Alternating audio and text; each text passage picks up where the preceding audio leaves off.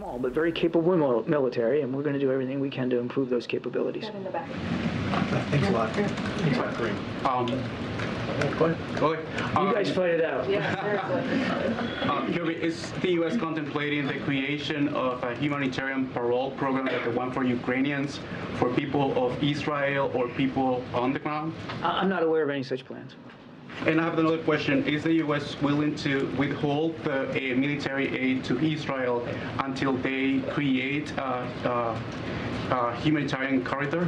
We are providing them military aid as we speak. So no, there's no plans of holding back military assistance. We wouldn't do that. The president has been talking now for 3 days about how we're going to keep giving them the capabilities that they need. That doesn't mean we aren't going to have conversations with them, as I've answered now 3 or 4 times, about humanitarian assistance and the importance of that getting into the people of Gaza. Do you see the creation of this corridor as an advantage for Israel? As a what? As a strategic advantage for Israel creating the corridor? It's the right thing to do for humanitarian assistance. It's the right thing to do for innocent victims who are actually being held hostage, literally as well, by Hamas. Go ahead, Brian. Thanks a lot. Thanks, John. The oil sales coming out of Iran have increased over the last year. Is the U.S. looking at what it can do with the existing oil sanctions to decrease the amount of barrels coming out of Iran? Without getting into specifics, I can tell you that we are constantly reviewing our regime sanctions against Iran, and we will continue to do that. Should we expect some announcement or That's as far as I'm going to go today. Of those sanctions? That's as far as I'm going to go today. Yeah, Jay. Thank you, Colleen, and thank you, John. I'm here. Okay, I know, I see you. I have 2 questions for you. And first question regarding arms trade between Hamas and North Korea. Hamas used the North Korean rockets to attack Israel. Can you tell us about the current situation where North Korea is providing weapons to Hamas?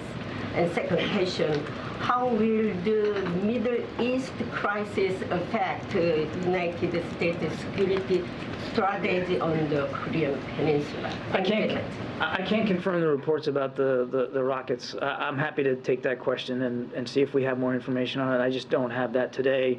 And as for how what's going on in the Middle East is going to affect our view of the security environment on the peninsula, or quite frankly anywhere else in the world, we're a big enough, strong enough nation, and we've got global responsibilities to look after our national security interests anywhere and everywhere. We're still also supporting Ukraine in their fight against Russia. We're still doing an amazing amount of work in the Indo-Pacific to shore up our alliances and our partnerships, and to try to increase stability, security, and prosperity throughout the region. So we're not worried about our ability to do all those things. Good, Tam. Yeah, thank you.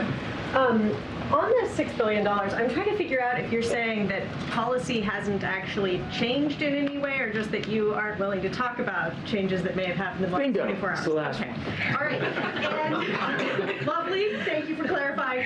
The other question is, on Morning Edition today, we had someone on who is an American citizen living in Gaza. Is the United States doing anything to help American citizens who are trapped in Gaza who may want to get back to the U.S.? These Not are the hostages, Palestinians. but yes, like dual passport holders. Yeah, the first and most important thing that we're trying to do is as I mentioned yesterday, allow for safe passage. But right now, they can't leave. So we would have no physical means of permitting that transit out. And so that's why we're so actively having conversations with the Israelis and the Egyptians about a safe passage corridor so that people who want to leave can leave. And then at that time, if it's onward travel that they might need, then, we'd be more in a position to be more physically involved. Does that make sense? Okay. Yeah, I was going to address your first question, but I think I'm just going to leave it. Well, you could.